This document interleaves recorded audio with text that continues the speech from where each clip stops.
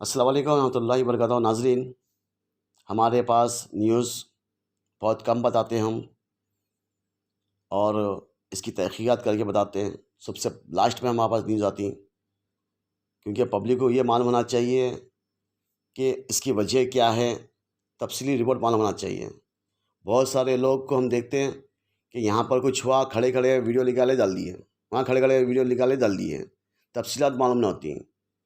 तो कल जो परसों जो मर्डर हुआ 3 दिसंबर की रात 10 बजे 2025, जुनैद का जो क़त्ल हुआ, इसकी हम तफ़सीलात आपको बताएंगे। आप पूरा गौर से सुनिए हमारी बात, तो आपको पता चलता है। ये जुनैद के 4 बेटियां हैं, जिसमें से एक बच्ची की सालगिरह थी, बर्थडे थी बच्ची की। तो जुनैद केक लेने के लिए बच्ची का बाहर निकलते हैं, तो जुनैद को एक फ़ोन आता कि मैं घर बेच रहा हूँ अपना, इसमें ज़फ़र पहलवान के बेटे उमर जाबरी और अली जाबरी पैसे की डिमांड कर रहे हैं, हरासमेंट कर रहे हैं। तो वो इन्हों बोलते कि ठीक है, मैं बातचीत करता हूँ। फिर इन्हों पलट के उमर जाबरी को फ़ोन करते हैं। फिर इसके बाद इन्हों नहीं माने तो बोलते कि मैं खुद आके मुलाकात करता हूँ। फिर इन्हों जुनैद अपने दूसरे भाइयों को फ़ोन करके बोलते हैं कि मैं वहाँ पे जा रहा हूँ बातचीत के लिए, और इसकी तफ़सीलात क्या है मैं बाद में बताऊँगा। इन्हों निकल के जाते हैं कि भाई ख़ानदानी मसला है।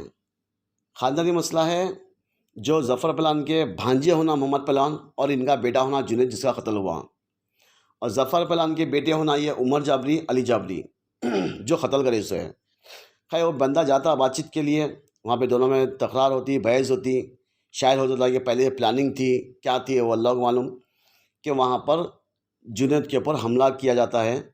6 से 7 आदमी बताया गया है, जिसमें से 2 ज़फ़र पहलवान के बेटे उमर जाबरी और अली जाबरी इनके ऊपर हमला करते हैं, और वो हमले में इन्हों फाइट लड़ते बेचारे, मरहूम भी 2 को ज़ख्मी करते हैं। इसके बाद इनको बहुत सीरियस कंडीशन में इन्हों आ गए, तो छोड़ के लोग भाग जाते कि मर गया बोलकर। फिर इसके बाद याकूबपुरे के एमएलए याकूबपुरे के एमएलए से आपको पता चलता, क्योंकि इन्हों आगे की गली में, इस गली में गल्ला कट रहा था, इस गली में आप 2 साल का कामयाबी एमएलए बन गए बोलकर इन्हों केक काट रहे थे, याकूबपुरे के एमएलए साहब। फिर इन्हों केक काटते इनको इत्तला मिलती कि यहाँ पे क़त्ल हुआ। फिर पलट के सदर साहब को पता चलता, फिर सदर साहब इनको बोलते कि आप जाइए वहाँ पर। खैर पुलिस से पहले इनको इत्तला मिली, मैंने बोला ये बात, खुद एमएलए साहब बोले सो है। पुलिस पहुँचने से पहले हम पहुँचे। खैर आप पहुँचे, आपका बोलने का है अंदाज़, वो पता नहीं वो कितनी आपका सच्चाई है। खैर बहरहाल केक छोड़ दे के आप आगे आकर यहाँ से यशोदा हॉस्पिटल लेके गए। वो बंदे को ज़ख्मी था, वहाँ पे गए बाद पता चला गया वो इसका इंतकाल हो गया। फिर वहाँ से पुलिस आती और उस्मानिया शिफ्टिंग करते हैं। खैर इसके बाद दूसरे दिन मौता आती, तो वहाँ पे ज़फ़र पहलवान आते मौता में। अब पब्लिक परेशान कि ज़फ़र पहलवान के 2 बेटे शामिल हैं। फिर ज़फ़र पहलवान आ गए, वहाँ पे कोई बहस नहीं हो रही, तकरार नहीं हो रही। तो इसकी वजह क्या है मैं बताऊँगा। जब एमएलए साहब वहाँ पे केक काट रहे थे और यहाँ पे गल्ला कट रहा था, इसके बाद इनको इत्तला मिलती, इन्हों वहाँ पर आते। इसके बाद और एक किंग है, किंग साहब जो याकूबपुरे के इंचार्ज हैं, इनको हिदायत मिलती, आप फ़ौरन आते। भाई आप मीडिया में शो नहीं हुए, आप आकर वहाँ पर बातचीत होती। एक है वहाँ पे एक दल्ला याकूबपुरे के दल्ले में घर में बातचीत होती बैठकर। वहाँ पे ज़फ़र पहलवान को बुलाया जाता, वहाँ पे मोहम्मद पहलवान को बुलाया जाता, वहाँ पुलिस के कुछ डिपार्टमेंट के लोगों को बुलाया जाता। वहाँ पे बैठ के बातचीत होती कि ज़फ़र पहलवान कि भाई ये बच्चा का कोई ज़फ़र पहलवान का कोई ताल्लुकात नहीं है, क्योंकि कई साल पहले इनकी माँ को तलाक दे दी है। बहर ये वो बातें बताकर ज़फ़र पहलवान को ये केस में इन्वॉल्व नहीं करना और ज़फ़र पहलवान का नाम इसमें नहीं आना।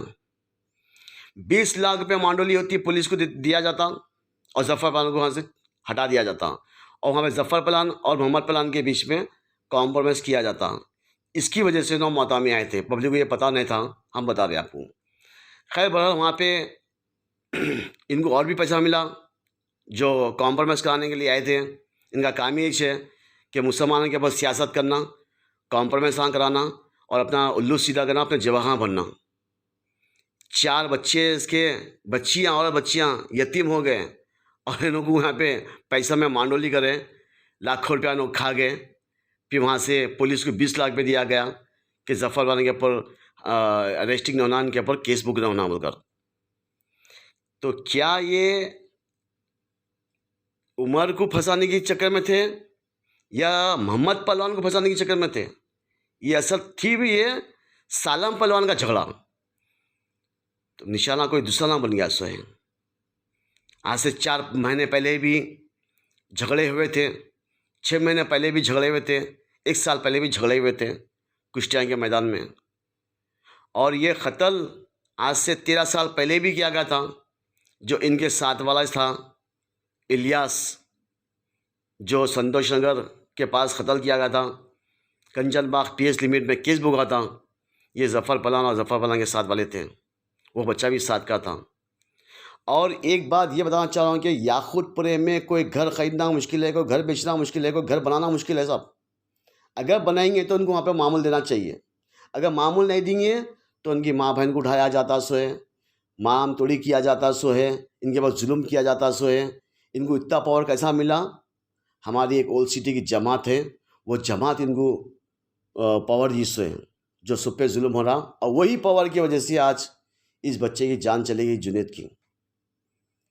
अब फिर जो उमर को बल्लिया टिकट देने वाले थे, खैर ये कब तक चलेगा सिलसिला? ये सालों से सिलसिला चलते आ रहा सो है। याकूतपुर में कोई घर बेचना मुश्किल। अरे भाई बरसात में घर दीवार टूट गई तो दीवार बनाना भी मुश्किल, पैसे देना चाहिए इनको। बल्लिया की परमिशन की ज़रूरत नहीं है, पुलिस की परमिशन की ज़रूरत नहीं है, मगर इनकी परमिशन होना ज़रूरी है वहाँ पर, तभी जाके वो काम होता। बेचने वाला भी पैसे देना है, खरीदने वाला भी पैसे देना है, घर बनाने वाला भी पैसे देना क्या है। तो कब तक चलेगी ये गुंडागर्दी? क्यों ये सियासी लीडर्स को सपोर्ट करे सो है? तुम्हारी वजह से आज यहाँ पे गुंडागर्दी और गरीब का हाल बुरा हो रहा सो है यहाँ पे। फिर तुम पूरे हिंदुस्तान में फिर के बोलते कि देखो कितना डेवलप हो गया, देखो आज शहर हैदराबाद में ये है, आज वो गाय का गोश्त मिलता, बकरे का गोश्त मिलता, फलाना करता, ये करता। तुम्हारे खुद एरिया में आग लगी हुई है, तुम्हारे खुद एरिया में गरीब बेघर हो रहा सो है। गुंडागर्दी चली सो है तुम्हारे जमात की, गुंडागर्दी। असदुद्दीन अवीसी साहब तुमको बोल रहा हूँ, गुंडागर्दी चली से। ये गुंडे तुम पाल के रखे सो है। शहर हैदराबाद में हर 2 दिन 4 दिन को मटरा होती आ रहे से। और जितने भी केसेस ये हो रहे, आपकी जमात से ताल्लुक़ रखने वाले आपके रॉडी शीटर, आपके गुंडे हैं। अगर हम सच्चाई बताएं तो हमको धमकियाँ दिया जाता, हम पे किसा मुँह कराते। अब देखो एक वीडियो चल रहा असदुद्दीन अवीसी का, जिसमें से वो हनुमान चालीसा पढ़ने का वीडियो बनाए से एडिट करके, और AI का वीडियो बनाकर डाले से हमारी कोई मुरीदा उठे नहीं। अगर हम सच्चाई बताएंगे तो हम पे गाली गलौज, हम पे केसा मुकराना, हम पे रॉडी चीट खुलाना, हमारा मटरा करना। वाह! फिर तुम दूसरी जगह आके तुम बोलते कि हम ये है, हम वो है, चेहरे पे दाढ़ी है, सर पे टोपी है, जहाँ देखे हमें खड़ के नमाज़ा पढ़ना, ज़बान पे अल्लाह अल्लाह, दिल में शैतानी पना। बंद करो, ये बंद करो। RSS BJP से डेंजर तुम बन गए सो है। RSS BJP जो काम करी, तुम भी वो काम करे सो है। तुम आस्तीन के सांप बन के मुसलमानों को तुम कत्ल करने लगा रहे से। आपस में मुसलमान को लड़ाए से, भाई भाई को तुम लड़ाए से, मियाँ बीवी को तुम लड़ाए से। तुम्हारी जमात के पूरे गुंडे और तुम्हारी हिदायत पे काम होता सो है। इन्हें अपनी बीवी के पास नहीं आते साहब, आपकी हिदायत जब तक नहीं मिली। और केक काट रहे हो वहाँ पे याकूतपुरे में, जो आप कुछ बयान दिए सो है कि अहमद पाशा कादरी बीमार है, इनके लिए दुआएं कीजिए करो बोलकर, तो इन्हों केक काट रहे हैं। भाई केक क्यों काट रहे हैं आप? क्या पहली दफ़ा आप MLA बने सो है? इससे पहले तुम नामपल्ली के MLA थे ना, यहाँ पे केक काट रहे हैं? क्या यहूदी है तुम केक काटने से?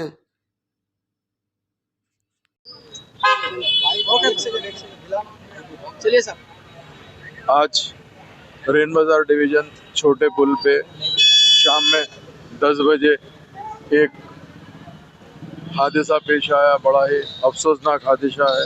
एक नौजवान लड़का जुनैद बिन मोहम्मद, उसको कातिलाना हमला करके उसको कत्ल कर दिया गया। बड़े ही बेदर्दी से मारा गया। जैसे ही इत्तला मुझे मिली, नक़ीब मिल्लत बैरिस्टर असदुद्दीन अवीसी साहब ने खास कहा कि इमीडिएट जाइए। तो पुलिस पहुंचने से पहले हम ये जो बच्चे इंजर्ड हुआ था उसको यशोदा मलकपेट लेके आते। मैं और रेन बाज़ार के कारपोरेटर वासिफुद्दीन साहब और दीगर लोग हम फौरी पहुँचे तो पता चला कि ये बड़े मोहम्मद भाई का लड़का है जुनैद बिन मोहम्मद। उसको मारने वाले आपस में पता नहीं क्या दुश्मनी है, क्या है नहीं मालूम, मगर बहुत ही बेदर्दी से उसका कत्ल कर दिया गया। इमीडिएट यशोदा से बॉडी उस्मानिया मॉर्चरी को शिफ्ट किया है। इंशाल्लाह सुबह पोस्टमार्टम करके बॉडी हवाले करेंगे। मैं ख़ास तौर से पुलिस डिपार्टमेंट को ये कहना चाहता हूँ, कोई भी रहने दीजिए, जो भी आदमी जुर्म करा है, कत्ल करा है, उसको सज़ा मिलनी चाहिए, केस अच्छे से होना चाहिए, और ताकि आइंदा ये जो कुछ भी शहर हैदराबाद में हो रहा है उसकी रोकथाम हो सके। इसके पीछे क्या है ये फैमिली के लोग इंशाल्लाह बताएंगे। मैं पुलिस से ये कहना चाहता हूँ कि डिटेल इन्वेस्टिगेशन करिए, जो कातिल है उसको अरेस्ट करिए और सज़ा मुकम्मल दिलाइए। बहुत बहुत शुक्रिया।